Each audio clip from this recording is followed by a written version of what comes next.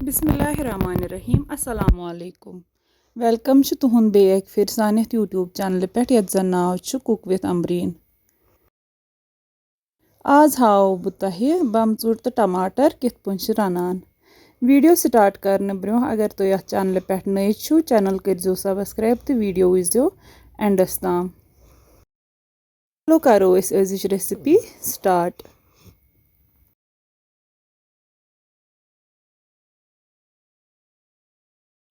यन गोड बमचूट फ्राई करें अम खुद मे नमो तील तील यन सठा पहमत नुन तिज अगर तील कम नमो फ्राई करने पे तेल बमचूट फुटान।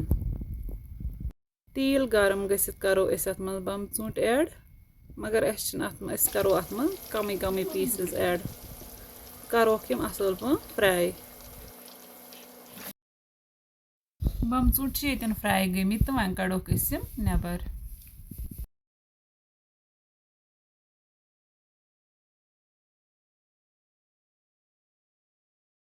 बमचूट फ्राई करने पत मे टमाटर निमित तिम मे थमित छलित ये नु मे मिक्सर ग्राइंडर तो यम करो अथ मज ऐड तो इन बनावो प्यूरी।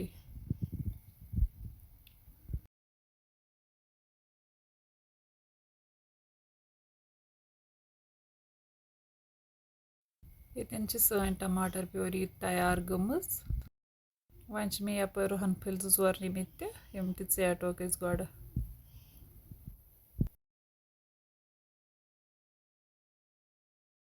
बमचूट फ्राई कर तेल बचो यह तुलो वन ओर थोड़ अत मज थो कम वन तेल चमचा अख जो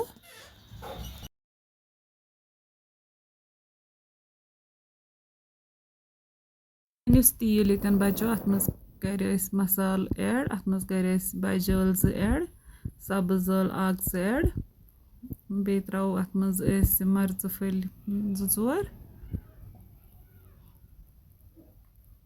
रुंग अख जो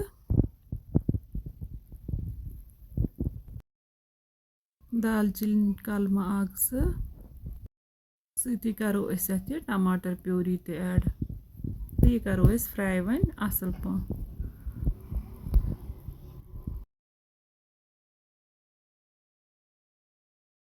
करो वन रुहन चमचे अख ऐड बे करो लिद्र चमचे अख मर्चवांगन चमचे अख जो बे नून चमचे अख बे करो बादियान पाउडर चमचे अख तो करो यह मिक्स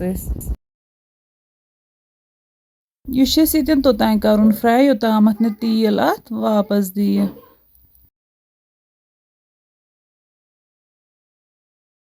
यन गई टमाटर वन फ्राई असल पे वन करो अत बमचूट ऐड यम फ्राई कर थमित।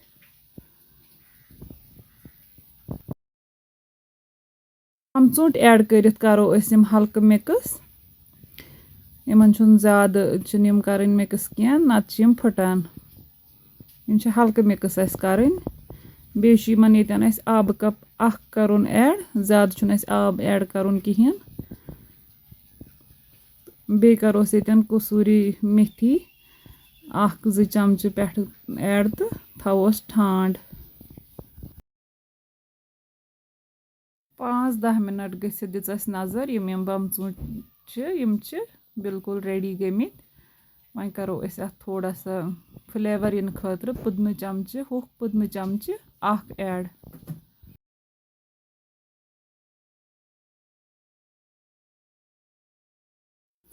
सन अजिच रेसिपी बिल्कुल रेडी गमज वन करो सर्व बतस सत। तोहे अगर सन अजिच रेसिपी पसंद आमज वीडियो करो लाइक तो शेयर तो चैनल करो सब्सक्राइब।